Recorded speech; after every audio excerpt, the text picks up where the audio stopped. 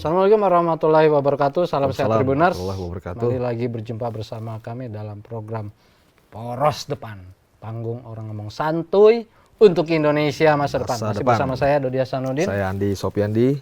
Dan tamu istimewa kita Mas Dian Fariska, Wakil Sekjen Pimnas Partai Kebangkitan Nusantara, calon legislatif DPR RI, Dapil 6, Kota Depok dan Kota Bekasi. Assalamualaikum Mas. Assalamualaikum Mas Dian. Sehat ya? Sehat. Kayaknya makin semangat nih di akhir-akhir masa kampanye nih. Semangat. Ini agak sedikit serak-serak basah. Wis. Karena setiap hari sering orasi kan. Oh saya pikir nyanyi Mas, sambil bernyanyi kan. Serak-serak basah. Orasi sama terasi beda kan? Beda dong. Beda. Mas gimana kabar terakhir Mas? Ya alhamdulillah, karena perjalanan kita ini selama kampanye ya sudah cukup luar biasa lah. Kita berikhtiar selalu bertatap muka dari para kiai, tokoh masyarakat, ya habaib dan lain sebagainya. Ya kita ini selalu bersilaturahim, sosialisasi, ya memperkenalkan diri. Jadi banyak lah gitu. Ya memang tentunya banyak masyarakat ya banyak yang mengeluhkan, ya mengeluhkan terkait masalah BPJS, ya kemudian masalah KIS juga itu kan. KIS juga. Ada juga. Kemudian bantuan-bantuan lain, masalah sekolah bermacam-macam lah gitu. Ya tetapi ya kita tetap sampaikan ke masyarakat itu. Ya kita ini tujuannya kenapa? Ya memang pertama adalah untuk mengedukasi kepada masyarakat. Jangan sampai terpancing ketika kalau ada caleg-caleg yang memberikan visi misi program kerja, jangan terpengaruh di situ. Karena apa? Karena banyak juga caleg itu yang menyampaikan kepada masyarakat visi misi dan program kerja. Dan itu pun saya sampaikan ke masyarakat. Kasih tahu sama ya caleg itu, suruh pulang, suruh makan oncom. Saya kasih tahu begitu. Karena apa? Mungkin caleg itu belum pernah makan oncom. Gitu. Kalau saya kan sering makan oncom, gitu. Makanya harus makan oncom dulu.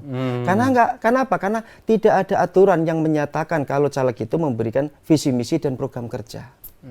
Begitu. Di Undang-Undang Pemilu nggak ada. Yang memberikan visi misi program kerjanya itu satu, ya, presiden dan wakil presiden. Gitu. Kemudian anggota DPD. Ya kan, Dewan Perwakilan Daerah. Kemudian dari partai politik cuma 3 aja itu. Oh, dari caleg enggak ya? Ya, caleg nggak ada. Kan ada juga caleg, salah satu contoh, Langit Mosacor, ada di situ. Ya, saya sampaikan seperti itu, karena kita ini mengedukasi. Jangan sampai terpesona dengan caleg-caleg yang lain yang menyampaikan visi misi dan program kerja itu. Karena itu adalah bagian daripada pembohongan. Oh, gitu. Ya, enggak boleh gitu. Jadi harusnya gimana caleg itu? Ya, kalaupun memberikan visi misi program kerja, ya memang harus di partai politiknya. Menawarkan partai politik seperti ini loh. Nah, kayak salah satu contoh program kerja yang di PKN ini PKN salah satu terkait masalah pekerjaan. Jadi kalau masalah pekerjaan akan mengembalikan hak upah ojol. Nah, yang tadinya 70% ya kan untuk ojolnya, yang 30% untuk aplikator. Nah, itu yang tadinya. Nah, kemudian kalaupun PKN menang akan dikembalikan menjadi 90% upahnya, 10% untuk aplikator. Nah, itu beda. Kemudian kayak semacam dunia pendidikannya. Dunia pendidikannya akan menghapus zonasi sekolah. Nah, itu salah satu contoh. Itu adalah bagian daripada program partai politik. Bukan orangnya. Gitu, bukan subjeknya, bukan. Gitu, bukan personalnya, bukan, tetapi kelembagaannya, yaitu partai politik. Gitu. Jadi saya akan ini, itu nggak boleh tuh ya? Nggak boleh. Visi misi ya. Karena memang beda. Harus jelas di situ, gitu loh. Ya. Makanya selalu saya katakan begitu. Kasih tahu ya, gitu, kasih tahu sama caleg-caleg di situ. Ya, suruh makan oncom dulu. Saya kasih tahu begitu, suruh makan oncom dulu. Mungkin dia itu belum pernah makan oncom. Nah, kalau saya kan sering makan oncom, gitu. Saya sampaikan seperti itu. Jadi partai politik ini akan membangun ini gitu ya. Itu program kerja gitu ya. Ya. Nah, selalu saya katakan juga kalau masalah dunia politik ya, partai politik itu ideologinya mungkin hampir sama. Hampir sama ideologinya. Gitu. Kalau enggak nasionalis, religius. Enggak ada separatisme, enggak ada. Hanya cuman itu aja. Kalau enggak nasionalis, religius. Kalau visi misi dan program kerja hampir sama di partai politik. Semua ingin kebaikan lah ya. Tetapi saya sampaikan ke masyarakat, gitu loh. Kalau masalah partai politik sama, nggak ada bedanya. Tetapi yang harus kita berbicara masalah etika, ya kan? Kita ini adalah bicara kekeluargaan, hubungan emosional. Masa saya datang di sini nggak dipilih sih? Apa nggak kasihan saya? Gitu. Ya kan? Justru partai politik yang nggak pernah datang di sini malah dicoblos. Ya kan gitulah. Ini kita berbicara masalah hubungan emosional, kekeluargaan. Iya, iya. Masa iya sih saya datang di sini nggak dicoblos sih gitu? Malah partai politik yang lain itu malah dicoblos. Ini berarti kan nggak ada kekeluarganya. Iya. Ya kan? Saya ke sini juga ibaratnya orang tua sama anak, ya kan? Kakak-kakak, ya kan, sama adik-adik di situ. Makanya saya datang di sini silaturahmi gitu loh. Iya. Gitu. Karena bicara keluarganya di Pesannya situ. itu ya. Pesannya. Iya, gitu. Mas Dian, tadi kan menarik nih.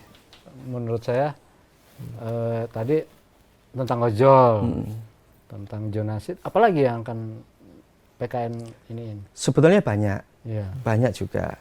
Terkait masalah kesehatan, ya kan, akan memberikan posyandu itu, ya kan, jadi lebih bertambah. Oh, jumlahnya. Membangun jumlah posyandu. Bangun posyandu. Jadi tidak setiap RW. Gimana? Jadi tidak setiap RW posyandu. Ya kalau itu kan bahasa baku kan, Oke, gitu. Tapi kan kalaupun misalkan kalau RW ini kan ada bersifat umum, ya kan, gitu. Tapi kita kan hanya cuma di khususnya, itu.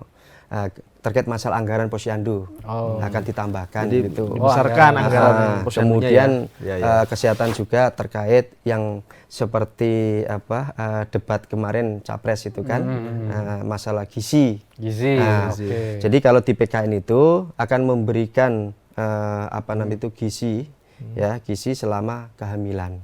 Jadi untuk mencegah stunting Jadi lah ya. untuk ibu hamil. Ya, mencegah stunting juga itu. kan. Jadi ya itu untuk hamil gitu. Apa lagi yang memang berkaitan langsung dengan publik yang akan disampaikan PKN pada masyarakat di Kota Depok dan Kota Bekasi selain yang tadi?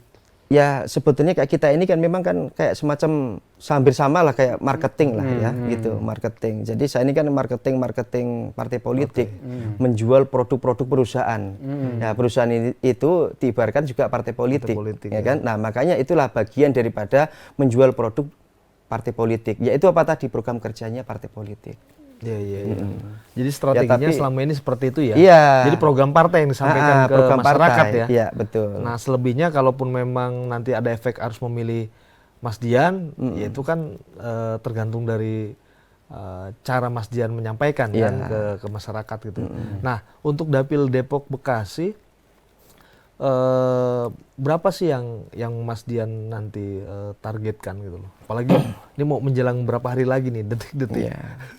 14 Februari. 4 hari lagi. 4 hari lagi. Gimana Mas Dian? Ini nervous nggak sih? Suara saya sesuai nggak sih? Sesuai ekspektasi nggak sih gitu loh? Iya. Gimana Mas? Ya memang kalau masalah sesuai ekspektasi semua tergantung keyakinan diri kita dulu. Oke. Gitu. Yang penting diri kita. Kalau kita masalah berat pasti berat, begitu. Artinya bukan berat kita ini menjalankan, enggak ya, gitu loh. Karena kan memang kita partai baru, yang terpenting selalu mensosialisasikan partai dulu, ya kan, introduce dulu masalah partainya. Karena partai ini kan memang dilahirkan tanggal 28 Oktober 2021. Kalau sekarang ini ya umur PKN ini kan kurang lebihnya 2 tahun 3 bulan. 2 tahun 3 bulan. Ya kurang lebihnya. Ya sehingga masyarakat itu memang belum pernah mengenal apa itu Partai Kebangkitan Nusantara. Nah makanya setidak-tidaknya kita harus sering sosialisasi, turun ke masyarakat. Makanya ketika kalau saya sosialisasi, pertama saya kenalkan dulu partainya. Karena Pak 2019 belum ikut kontestan sebagai peserta pemilu. Baru masuk di tahun 2024. Karena PKN ini baru pertama kali ikut kontestan sebagai peserta pemilu. Makanya umurnya paling rendah. Paling muda. Paling muda. Baru lahir, baru merangkak, udah ikut kontestasi ya. Gitu. Luar biasa dong. Nah, kalau hitungan internalnya berapa presentasi secara keseluruhan ya PKN udah berapa persen? Ya kalau untuk di dapil saya, Dapil Depok Bekasi ini insya Allah cukup luar biasa. Insya Allah cukup luar biasa. Karena kalau untuk di Depok ya bisa juga lah kita mendapatkan ya minimal 30-an lah. 30.000 lah. Minimal itu. Itu 30 minimal itu. Kemudian kalau di Bekasi ya bisa juga bisa mendapatkan 40-an. Luar biasa. Ya kalau saya baca dari mappingnya itu ya kurang lebihnya hampir 100 lah. Gitu. 100.000 suara. Bisa ada perwakilan di daerah itu ya? Iya. Bisa ada perwakilan di daerah. Karena sistemnya sekarang ini kan nggak seperti seperti pemilu-pemilu sebelumnya. Iya. Kalaupun suara terbanyak mana itu enggak gitu. Nah yang terpenting kita kan suara nasional. Iya. Nah, suara nasional ya kan kalau kita 4%-nya sekitar 6.500.000. Kalau kita mendapatkan 6.500.000, kita punya punya perwakilan lainnya. Gitu. Iya. Jadi memang luar biasa ya. Iya. Baru merangkak, sudah ikut lomba partai muda dan yakin dengan 4%. Artinya ini masyarakat sudah mulai percaya dengan PKN ya? Insya Allah percaya. Iya. Saya aja percaya gitu. Karena maka kita ini selalu gitu, selalu turun terus gitu. Mungkin kampanye kemarin itu saya jarang juga di rumah gitu, selalu ke dapil terus gitu. Jadi satu hari bisa 4 kali, bisa 5 kali. Saya ini kalau tidur juga sampai malam-malam, sampai pagi gitu. Ya ketika kalau kita mau sosialisasi kan nggak mungkin langsung pulang. Ya paling kita ini santai-santai ya kan, sambil ngopi, sambil ngerokok, ya diskusi lah gitu sama tuan rumahnya. Ya kan, itu apa tadi, karena bicara hati ke hati gitu. Ya namanya manusia pasti saling bantu membantu, itu pasti gitu. Ya daripada kayak misalkan mereka selalu saya tanya gitu, ada nggak calon DPR RI yang pernah hadir di hadapan Bapak Ibu atau bersilaturahmi atau bertatap muka, pernah nggak? Tidak pernah. Gitu. Kalau DPR RI itu hampir jarang. Hampir jarang turun. Malah perwakilan di daerah ya, iya, DPRD-nya. Karena sebetulnya peperangan itu bukan untuk di DPR RI maupun provinsi, bukan. Nah, peperangan itu memang sesungguhnya ada di DPRD kota kabupaten. Oh gitu. Makanya di situ saling gosok menggosok, itu pasti. Oke. Begitu. Iya. Mas, dengan keyakinan apa pesan dan harapan kepada masyarakat di Kota Depok dan Kota Bekasi? Ya, harapan saya pertama karena tanggal 10 adalah terakhir untuk kampanye. Kemudian dari tanggal 11 sampai 13 adalah masa kampanye. Kemudian besok tanggal 10 kami ada kegiatan kampanye terbuka untuk konvoi keliling di Kota Depok. Nah, dengan adanya konvoi seperti ini, kita tahu basisnya, gitu, tahu basisnya. Jadi kalau tahu basisnya kita ini kan mana orangnya, yang orang kita, mana yang bayaran kan ketahuan di situ. Tapi kalau saya punya ini mungkin nggak bayaran, gitu. Keren. Ya, nah, kalaupun banyak berarti harapan kita kan cukup luar biasa. Itu harapan kita. Ya harapan kita ini kepada masyarakat, ya jangan sampai salah pilih. Jangan hanya cuman gara-gara partainya tetapi nggak kenal sama calegnya. Percuma. Gitu. Karena suatu saat sampai kapanpun kita pasti saling bantu-membantu. Gitu. Saling bantu-membantu, itu pasti. Nah itulah harapan-harapan kita, ya kan, jangan sampai salah pilih. Kalau masalah semua partai sama, nggak ada yang beda. Kalau masalah korupsi sama. Apa sih yang nggak korupsi, partai mana? Ya toh, gitu loh. Sampai PKS ada, P3 ada, PKB ada. Itu yang religius di situ. Apalagi yang nasionalis. Nggak usah bicara kita partai, tetapi bicara kekeluargaannya, hubungan emosional kita. Daripada milih orang lain yang nggak kita kenal, lebih baik milih teman kita sendiri. Gitu. Keren. Tribuners, demikian bincang-bincang kita dengan Wakil Sekjen Pimnas Partai Kebangkitan Nusantara, Mas Dian Farizka. Beliau juga caleg DPR RI Dapil Kota Depok dan Kota Bekasi. Nomor urut 2. Nomor urut 2. Bukan 2 Prabowo begini. Jadi 2 gimana dong? 2-nya begini. Begini. Ntar dikira calon presiden begini kan.